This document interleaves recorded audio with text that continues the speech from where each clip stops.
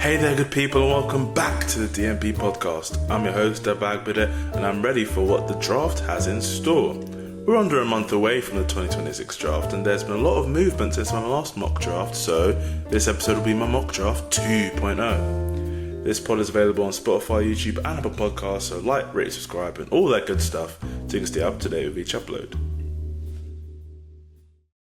Alright, let's get this show on the road. Mock Draft 2.0, and I'm not going to waste time here. Fernando Mendoza, number one overall pick. I think it's just been the obvious, by all measures, by all accounts, by all reasoning and logic based on where the Raiders are currently, how they've spent their money in free agency and all that sort of stuff. The kind of building a roster, bringing in Clint Kubiak as a quarterback whisperer, as an offensive-minded guy and coach to make this roster and make the team as habitable for a quarterback coming from college, a rookie quarterback, as humanly possible. And given the comps and all this sort of tape he's put out there, he is the presumptive and sort of logic, the number one overall pick by all ends up. I know there's been a couple of people out there in the world who have said that Ty Simpson's the QB1 in this class, and although he's looking to be a first round pick based on what Shefty's put out there and other reports, I don't think there's a conversation really to be had there that he is the best quarterback and has any chance of being drafted above Fernando Mendoza. So that's a pretty simple pick there. For the Jets, I'll go with David Bailey. As I said, obviously Arvo Reese is someone who's been put in this sort of position a lot in other people's drafts. But what I would say is that considering where the Jets are in terms of the brass, in terms of the coach and Aaron Glenn, in terms of the GM and Darren Muji, you don't really have time to be drafting someone like Arvo Reese is a bit more of a project, a bit more of he's obviously played off ball in college, but he's got the build of an NFL linebacker, an NFL edge rusher, pardon me, and if we develop him the right way, he's going to be a top edge rusher in the league, similar to how Micah Parsons was a linebacker who's been shifted to the edge, and other examples in recent years. You just you don't have the time, really. You draft Arvo Reese, that very well may be a great pick for the next iteration of GM and head coach in the Jets organization. So, however much you may agree with that sort of logic, I mean, there are picks that have been made with that sort of logic in previous years and will be made like that in the future. And, let's not discredit David Bailey at all, because he has definitely been very productive in college and has built his draft stock up over the course of the last season.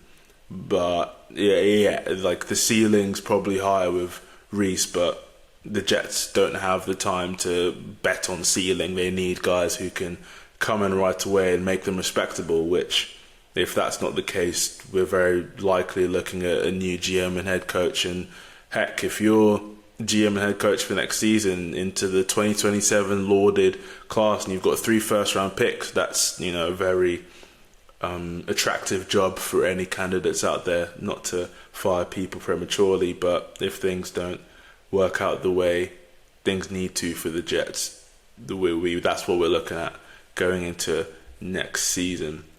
For the Cardinals, it's go Maui. I mean, again, the situation where a team that needs to get a bit more credit in the bank, so to speak, a bit more respectable. See, bringing in Mike LaFleur as your head coach now, you kind of need to shore up the O-line for the next quarterback, because it's pretty easy to kind of look at what's happening in Arizona and say, we're going in with Jacoby Brissett and Gardner Minshew as our quarterback room.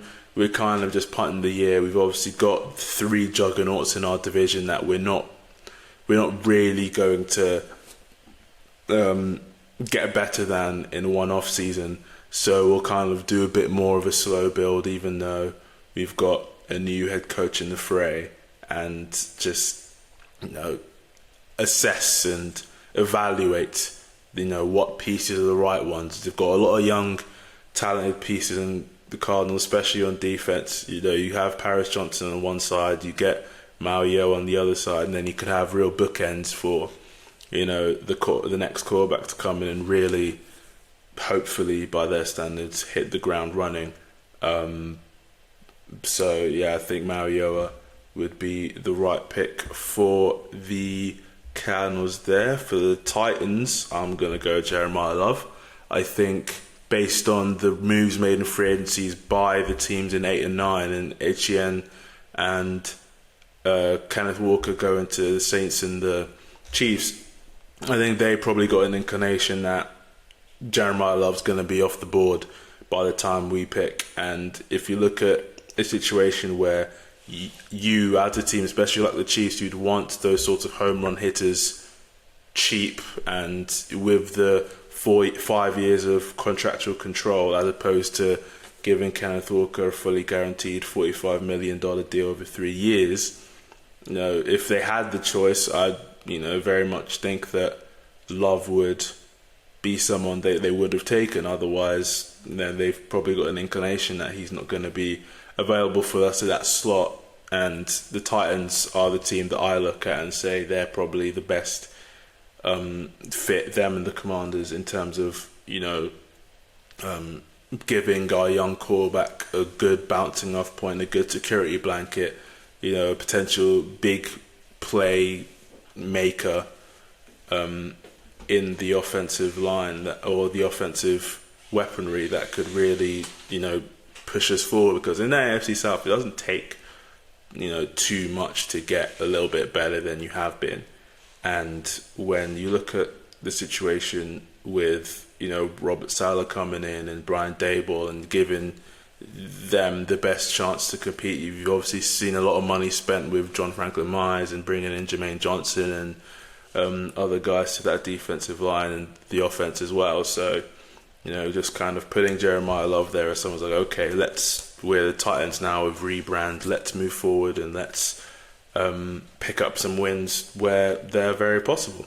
And I think that's something that's very interesting to note and look at for next season.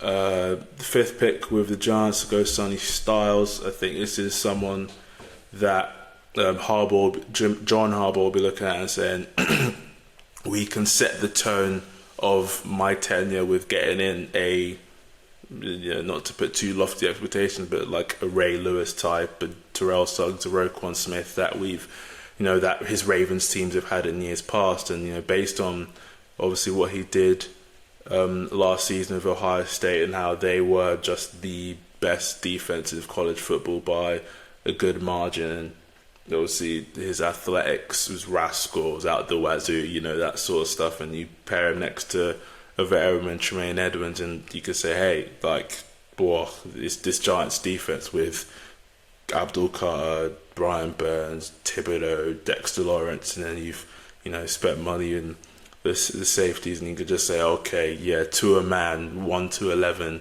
on that Giants defense. This is a problem to be had in an NFC East that, with the Eagles being the top of it, and they've had obviously a shaky off-season, you could say, and just the typical bit of uneasiness that you find in Philadelphia. I think if the Giants can get out a side of the ball that is strong and that can supplement the offense with good field position, this is a team that could easily go from the 5th overall pick to back into the 20s like they were in that 1 year when Daniel Jones went crazy. So that's the pick for the Giants there. For the Browns, I'm going to go Carnell Tate.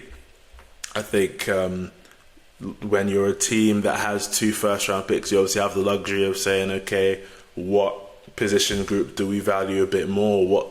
Where can we get the value later on in the round, and when you're the Browns and you've lost your entire starting O-line from last season, there's a bit more of a need for that offensive line, even though they have made moves in the off season. But there are a number of offensive linemen that could be there at that later pick, the 24th pick, where you could say, okay, we'll go for the receiver here, where we may not be able to get the same level of quality at 24, and move forward in the right way, because that Browns receiving room does need a bit more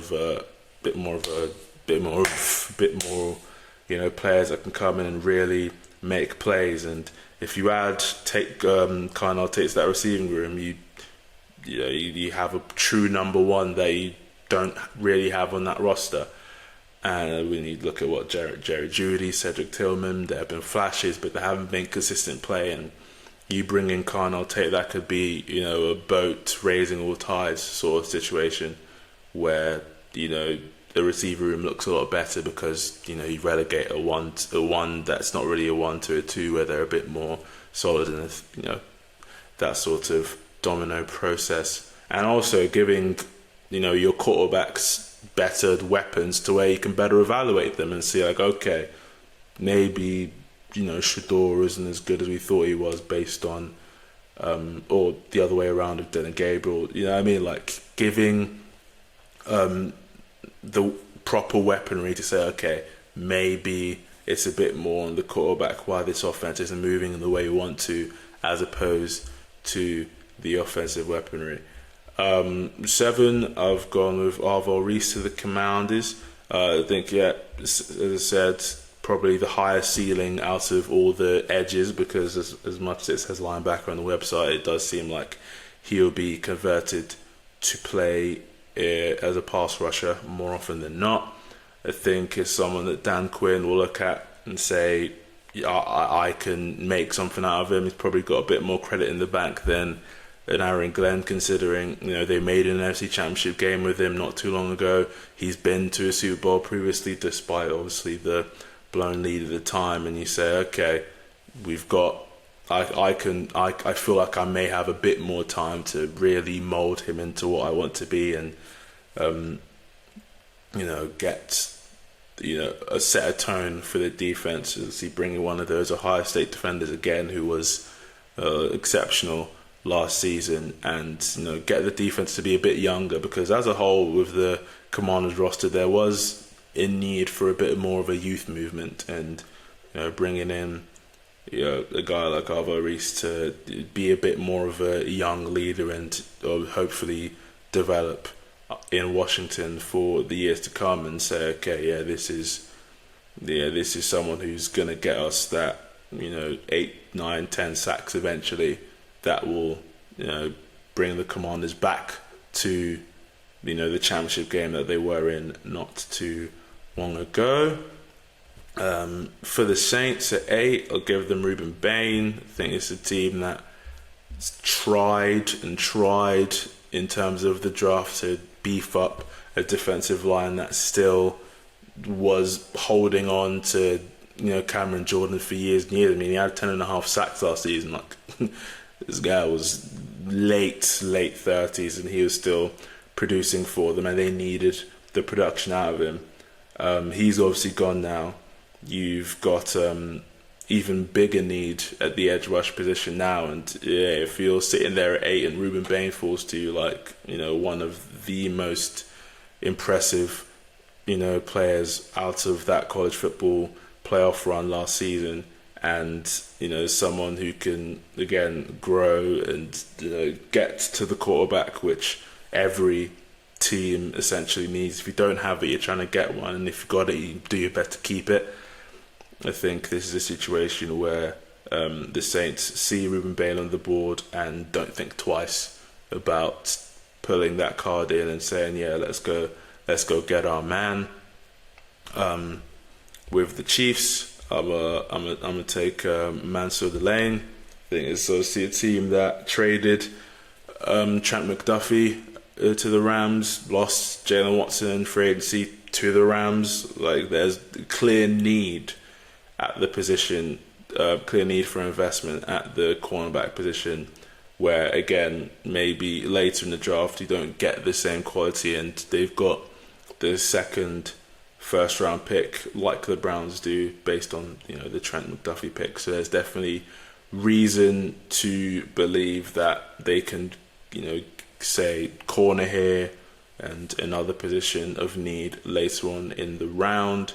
There's obviously someone who's very athletic, very productive for LSU this past season, and it's well worth the top 10 pick at this slot. I've got 10 with the Bengals.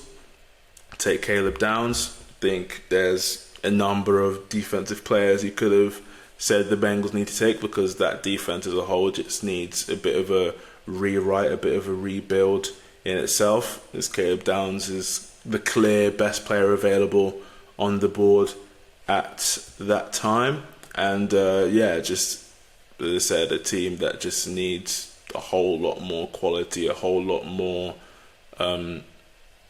juice. And I think Caleb Downs staying in state is someone who could definitely bring a bit more of that juice for the Cincinnati Bengals. Alright, pick 11 for the Miami Dolphins. I'm going to go with Jordan Tyson, because my oh my, after that Jalen Waddle trade, their receiving room is questionable, to say the least. No one of note who's made any particular grand name for themselves in the league. So there's a clear need, and desperate need, in brutal honesty, for the Dolphins to up their receiver room, especially when, as I said last week, when you've got a new quarterback who you need to evaluate and see whether he can potentially be your franchise guy. If you're just surrounding him with Achane and little to anything else, there's you're kind of leaving yourself bare in terms of actually giving someone a fair shot to be your franchise quarterback on a cheaper deal. Like we've seen, in recent years, the best teams either have an all-time great or they have a decent quarterback who's on a team-friendly or cost-effective deal.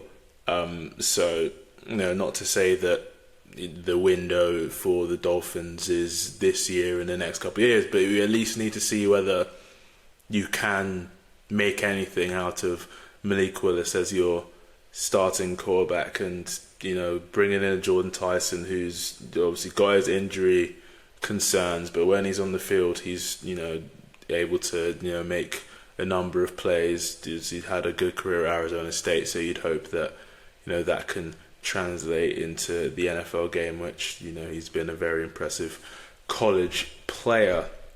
Number 12 is the Cowboys. Going to take Jamon McCoy. I think their defense has had definitely a good number of additions to it. You look at Rashawn Gary, you look at obviously Quentin Williams mid-season last year.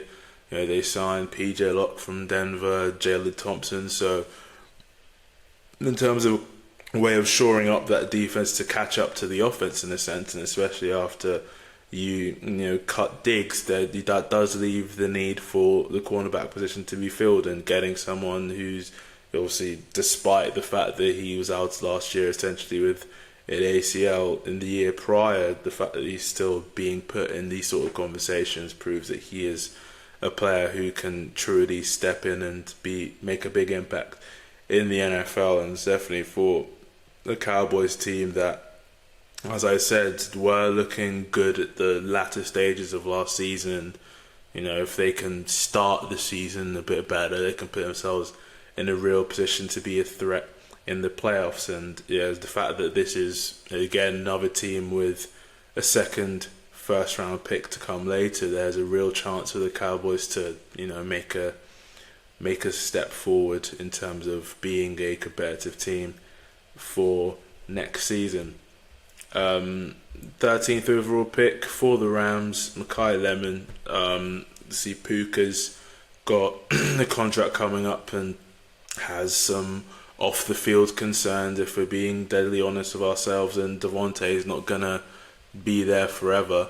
So getting McVay a weapon such as Mekhi Lemon for the slot position, and being able to again have another player to use that can make plays, and with the yak and all that sort of stuff, there's a real potential to make the Rams just a team that is unstoppable on offense, even more so than they were last year. And with Matt Stafford seemingly going into his last year, you've obviously spent big on trading that first round pick to get Trent McDuffie and the other moves, paying Jalen Watson. This is a real 2026 is the year the Rams are truly going for it in terms of getting and winning the Super Bowl. And there seems to be a level of luxury where they seem to have filled all the urgent needs, and now you can be a bit more BPA, get a bit more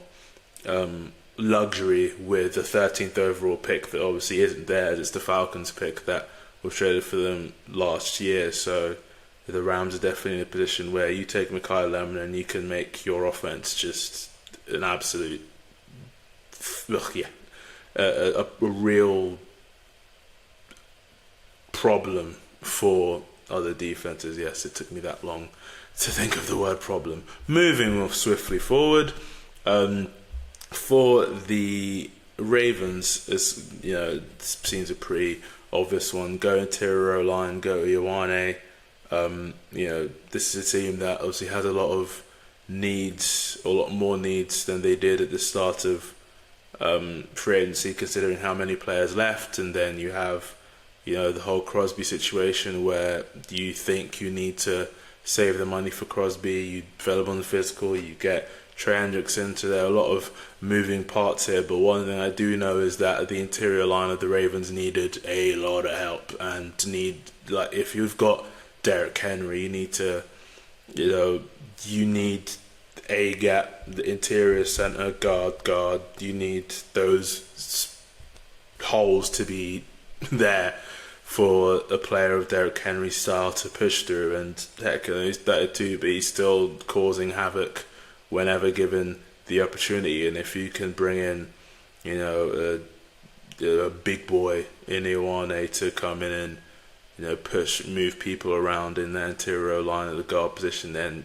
there's a lot more the Ravens are able to do in terms of just making sure that they don't have a disappointing season as they did last year, because this is their pick, because they only went 8-9 last season. 15, gonna go Akeem Mezidio for the Buccaneers. A similar thing where, even though he's much older than me, I believe he'll be 26 when the season starts, it's a similar rationale to the Jets and Glenn, where the hot seat really is there for Todd Bowles, and there's a real need to kind of win now and be respectable in an NFC South division where it's very possible. And the Hassan Reddick signing didn't set the world alight. You've lost Mike Evans, you've lost Levante David to retirement. There's going to be a level of experience there that is going to be tough to overcome, that brain drain essentially.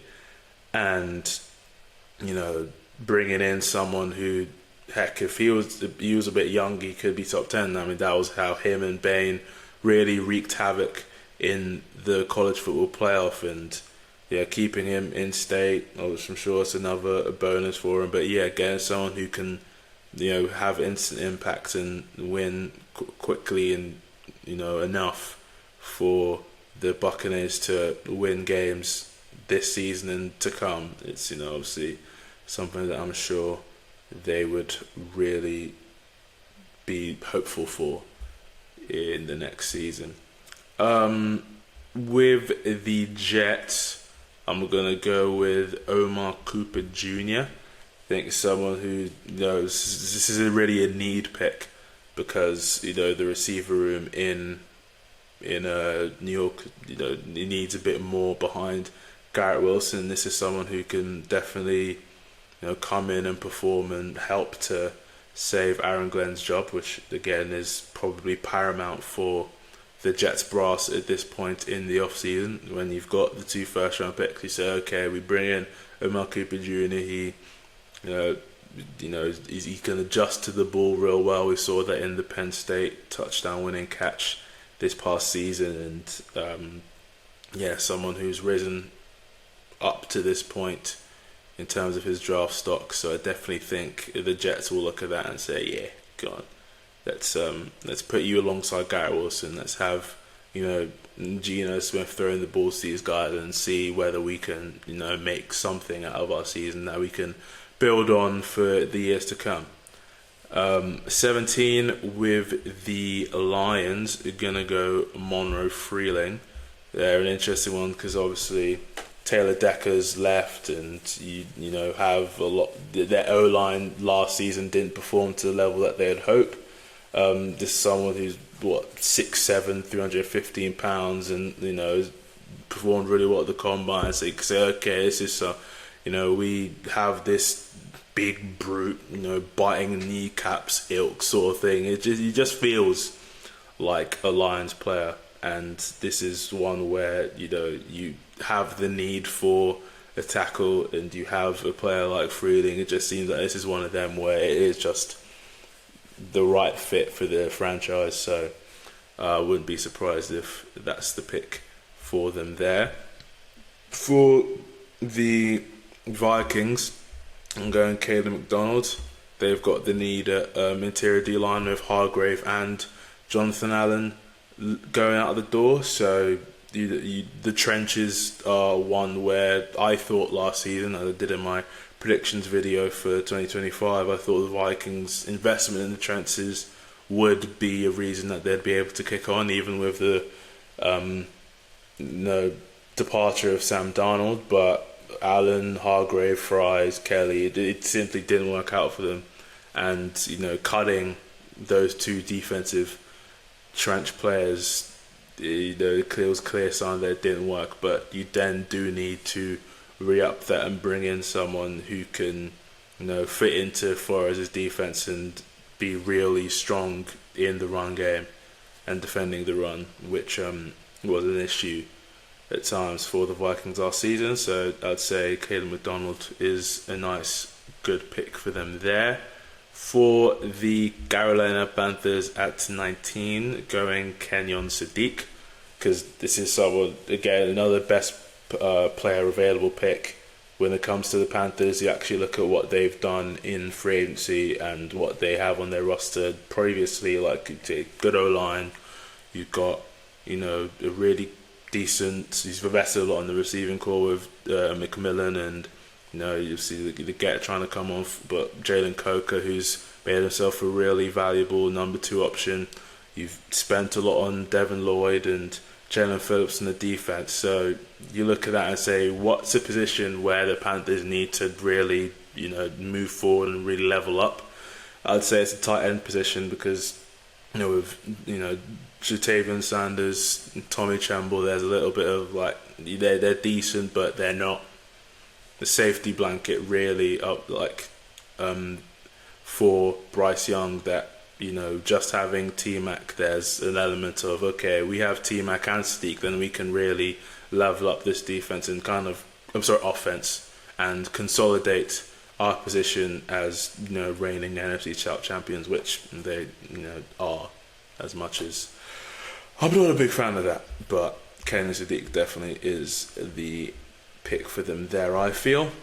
Number 20, I'm going with Kedrick Falk for the second Cowboys pick. I think, again, you shore up that defense for them and they become a real threat. And you look at, even though, they trade for Rashawn Gary, they were very much in the Max Crosby sweepstakes, and they weren't able to get him there. There's someone who's, great in the run game for them, who would be great in the run game for him as he was in college, setting that edge, really keeping things in the middle to siphon that towards your Quinnen Williams and Kenny Clark, and just making sure that D-line for the Cowboys is strong going into the future. And heck, maybe they do trade this pick. Maybe, considering Max Crosby is still a Raider, that this number 20 pick ends up being a Raiders pick, and we have a different thought in mind. But definitely in terms of, where we sit here, the fact that, the Cowboys still picking at 20, I think Kedrick Folk is someone who can really make a big impact for them going into next season. Alright, now I'm going to relatively breeze past to the, the end of the first round here. With the pick here, Steelers, Spencer Fano, feel like they definitely have a bit more of a need in the tackle area. I mean, Braxton Jones, they drafted first round a couple of years back, hasn't really cemented the position, so you bring in Fano at this stage of the draft. It's a great value for the Steelers at that point. Chargers, Peter Woods. I think there's in terms of where you'd say the Chargers need a bit more to them. I think on paper the Chargers have an insanely good roster, but certain elements haven't really worked out. You'd say maybe bringing in Mike McDaniel, don't have the great need to bring in someone on the offensive side, but you say Peter Woods in the interior, losing Deshaun Hand, I'm sure there have been other moves where you say, okay, in terms of defending the run, we need to get someone there who has a high ceiling, and you put him in with Harbaugh. I mean, Harbaugh's obviously someone who's able to make players play at the best of their ability. We saw many returns of Quentin Johnston last year, so if you've obviously got players with a bit more questions, the fact that Harbaugh gets them means that, okay, you can expect a bit more quality play from them. Eagles, Caleb Lomu. I'd say they're certainly a team where their O-line's aging. You obviously got Jurgens and Dickinson, Mandon Dickerson, who have had injury issues. Dickerson been contemplating retirement. You've got Lane Johnson on the last year of his deal, and he had his injury issues last year. So drafting at the tackle position would definitely be something that the Eagles wouldn't be surprised if the Eagles considered that. And speaking of the tackles, Caden Proctor with the Browns there. Obviously, they took Connor Tate earlier on in this round in my mock, so getting a tackle to round out the offensive line based on what they've done in the off-season is definitely something that you look at and say, yeah, the Browns have that need there. Thieneman, sorry if he's watching, doubt it. For the Bears there, because they lose Brisker in free agency, you're able to get Kobe Bryant, you bring in Thieneman, and you have your safeties for the future. Thieneman had a really good combine, had a good season of Oregon as well, so you'd say, okay, there's someone who can shore up the defense that was a bit leaky last season. Bills, Emmanuel McNeil-Warren, it's just she's the vein of your Eamon Warriors, the vein of your Cooper DeJeans, those safety, all that that nickel, that just chess piece that can move around in the defense. He's got that build and that ilk that I certainly believe, despite the fact that he was ranked pretty low on this website. I mean, he's someone who could very much see getting drafted in the first round. With the Niners, Blake Miller, you have questions with Trent, questions with other tackles, or the other just the offensive line in general could be a bit more a bit stronger really, in terms of the fact that McCaffrey was so insane out of the backfield. Let's get a bit more while running back running at an effective rate consistently, and not just when they face leaky run defenses.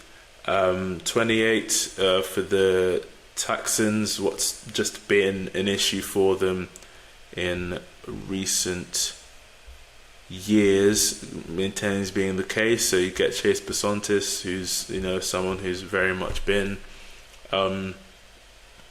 rising up the draft ranks again. Looks like he's going to be a first round pick, and when you've got a team like the Texans who do have that need, you look at it and you say, yeah, he's someone who the Texans look at here.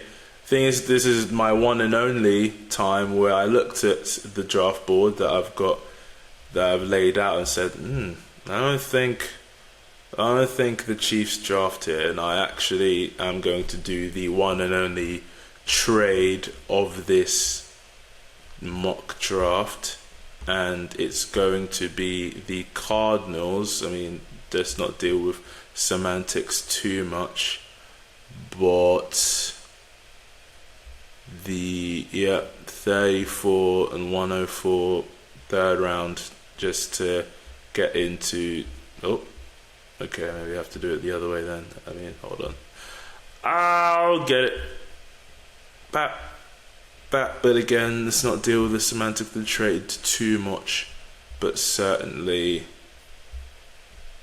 34 104 29, just to say, we're trading back to the first round to draft our quarterback of the future. Hopefully Ty Simpson, again, with what Sheffy said recently, well, what Sheffy's been reporting, let me not say it's just, he said, she said. It's actually an esteemed NFL reporter saying that he expects Ty Simpson to go in the first round based on what he's heard from executives around the league.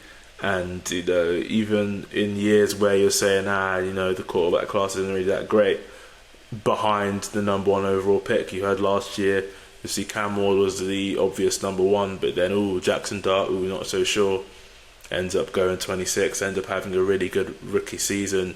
And similar thing could happen here with Ty Simpson and the Cardinals, because you really don't have that quarterback in the room where you say, stamped starting quarterback. Around the league, just have respect to professionals in Jacoby Brissett and Gardner Minshew.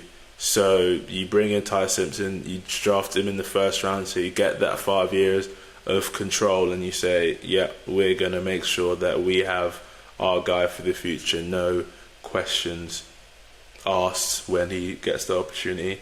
And I'd say that's a move that I could certainly see being made. Brandon Cisse for the Dolphins here, you say, they've just got needs all over the roster, so getting someone who's 6 foot 195 has a build of a good corner in the league, as opposed to Navon Terrell, who's on the shorter side, probably not play out against a team's number one.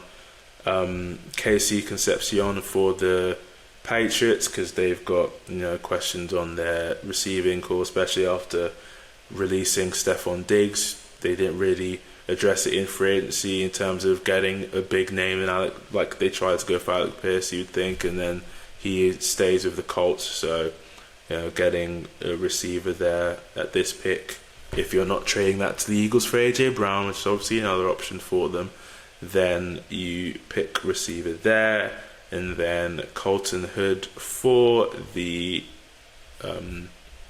Seahawks as their pick in that one there, because he's someone who's been linked with the Seahawks in other mocks and other bar the experts, and I'd say that considering what they've just lost a ton of pieces on that defensive side, which she were the Super Bowl champion, so getting in a Colton Hood to take over from Woolen going to the Eagles, that's a move that I could certainly see them making if they stick and pick at 32. That's the mock draft 2.0. I'm sure if you agree with my picks, then great, thanks for agreeing. If you don't, let me know in the comments what you would change for your teams, or just any of the teams in general if you disagree. Like, rate, subscribe, all that good stuff, and stay tuned for the next episode to come next week. And have a good one. Bye bye.